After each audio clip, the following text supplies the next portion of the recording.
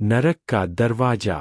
यहाँ ऐसी क्या गलती हुई जो 50 सालों से धरती उगल रही है? आग। जब से इसमें आग लगी है तब से ये बुझ नहीं पाया है। लेकिन ऐसा क्या हुआ कि एक खाई आज नरक के दरवाजे के नाम से मशहूर हो गया है? इसमें लगी आग के पीछे इंसानों की एक गलती है जिसके बारे में हम जानेंगे। तुर्कमेनिस्तान के रेगिस्तान में आग उगलती जमीन किसी नरक से कम नहीं है, इसीलिए इसे नरक का दरवाजा कहते हैं। यहाँ की धरती में करीब 53 सालों से आग भड़क रही है। आइए जानते हैं कि तुर्कमेनिस्तान के इस खाई में हर समय आग क्यों जलती रहती है और यह क्यों नहीं बुझती। यहाँ काराकुम रेगिस्तान के बीचों बीच एक विशाल खाई है जिसे नरक का दरवाजा के नाम से जाना जाता है। इसका आधिकारिक नाम शाइनिंग काराकुम है।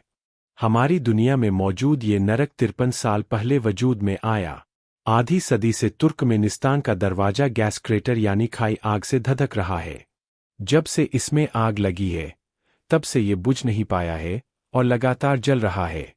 लेकिन ऐसा क्या हुआ कि एक खाई आज नरक के दरवाजे के नाम से मशहूर हो गया है?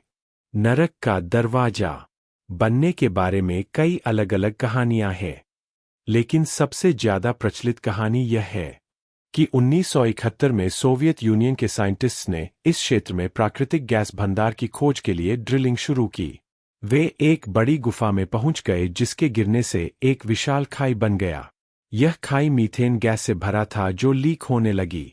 साइंटिस्ट्स को डर था कि जहरीली मीथेन गैस आसपास के वातावरण में फैल सकती है, इसलिए साइंटिस्ट्स ने इसे जलाने का फैसला किया। उन्हें उम्मीद था कि कुछ हफ्तों में गैस जलकर खत्म हो जाएगी, लेकिन उनका गलत अनुमान था। मीथेन गैस का भंडार बहुत बड़ा था और आग लगातार जलती रही है, आज भी जल रही है। तुर्कमेनिस्तान 1925 से 1991 तक सोवियत यूनियन का हिस्सा था। 1991 में सोवियत यूनियन टूटने के बाद में ये एक स्वतंत्र देश बन गया। नरक के दरवाजे में जाने वाला पहला शख्स। नेशनल ज्योग्राफिक अपने एक्सप्लोरर जॉर्ज कोरोनिस के हवाले से बताता है कि हो सकता है कि किसी ने सिगरेट फेंकी हो और गलती से आग लग गई हो। खैर, आग चाहे जैसे भी लगी, लेकिन ये ज्यादा हानिकारक पॉल्यूटेंट फैलाती है। लेकिन 2004 में नजदीकी गांव को नष्ट कर दिए जाने के बाद से लोकल लोगों को कोई परेशानी नहीं है। दरवाजा गैस क्रेटर तुर्कमेनिस्तान की राजधानी अशगाबाद से लगभग 270 किलोमीटर उत्तर पर स्थित है। 2013 में जॉर्ज कोरोनिस नरक के दरवाजे में गए थे। उत्तर मध्य तुर्कमेनिस्तान में 230 फीट चौड़े 70 मीटर 100 फीट 30 मीटर गहरे खाई यानी नरक के दरवाजे में जाने वाले कोरोनिस शायद पहले व्यक्ति है। यहाँ जाने के लिए उन्होंने 2 साल तक प्लानिंग की थी। गैस रीडिंग और मिट्टी के नमूने हासिल करने के लिए उनके पास केवल 17 मिनट थे। कोरोनिस बताते हैं कि जितना मैंने सोचा था यह उससे कहीं ज्यादा डरावना, बहुत ज्यादा गर्म और बड़ा था। नरक का दरवाजा तुर्कमेनिस्तान के लिए कमाई का बड़ा जरिया बन गया है। अब यह एक मशहूर टूरिस्ट स्पॉट है, मगर यह बाहरी लोगों के लिए ज्यादातर बंद रहता है। सरकार ने इसे कई बार बंद करने का दावा किया, लेकिन हर बार इसे ऐसे ही छोड़ दिया जाता है।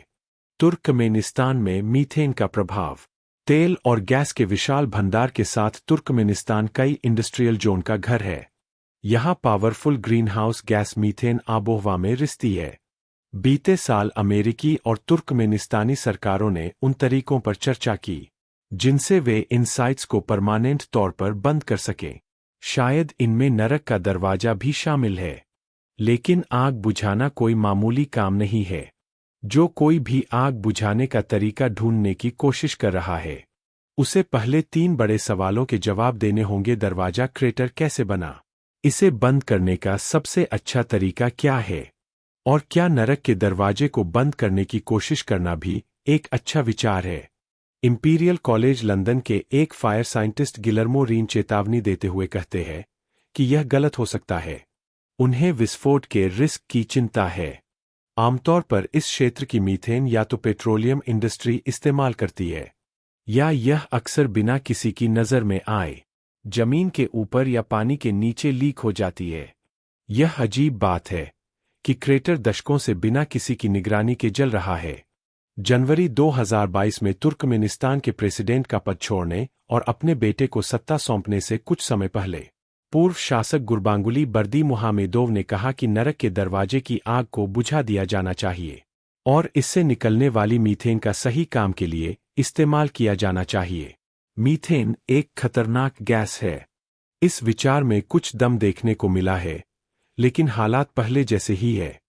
मीथेन एक बेहद शक्तिशाली ग्रीन हाउस गैस है। कार्बन डाइऑक्साइड तो सदियों तक बनी रहती है, लेकिन मीथेन कुछ ही सालों में पृथ्वी के वायुमंडल से गायब हो जाती है। लेकिन मीथेन काफी ज्यादा गर्मी को सोखती है, जो क्लाइमेट के लिए काफी चिंताजनक है। कई इंटरनेशनल एग्रीमेंट्स जैसे कि ग्लोबल मीथेन प्लेज का उद्देश्य इंसानी स्रोतों से पैदा होने वाले मीथेन उत्सर्जन को कम करना है। साथ ही वेटलैंड्स और पिघलते परमाफ्रॉस्ट से मीथेन के नेचुरल एमिशन को रोकना भी है। कई साइंटिस्ट्स का मानना है कि नरक के दरवाजे का जलना ठीक है, क्योंकि मीथेन जलकर कार्बन डाइऑक्साइड और पानी की भाप बन जाती है। कम से कम कार्बन डाइऑक्साइड मीथेन से कम खतरनाक है।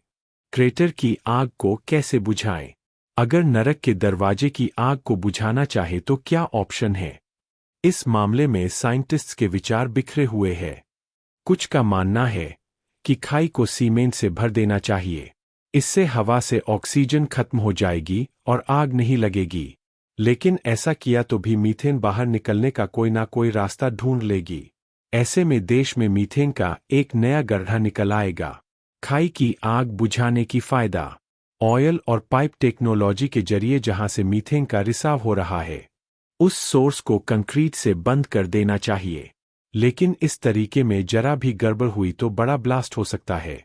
एक तरीका परमाणु विस्फोट करके अंडरग्राउंड आग को सील करना है। सोवियत यूनियन ने इस तरह कई लीक को बंद किया है, लेकिन मौजूदा समय में परमाणु विस्फोट करना लगभग नामुमकिन है।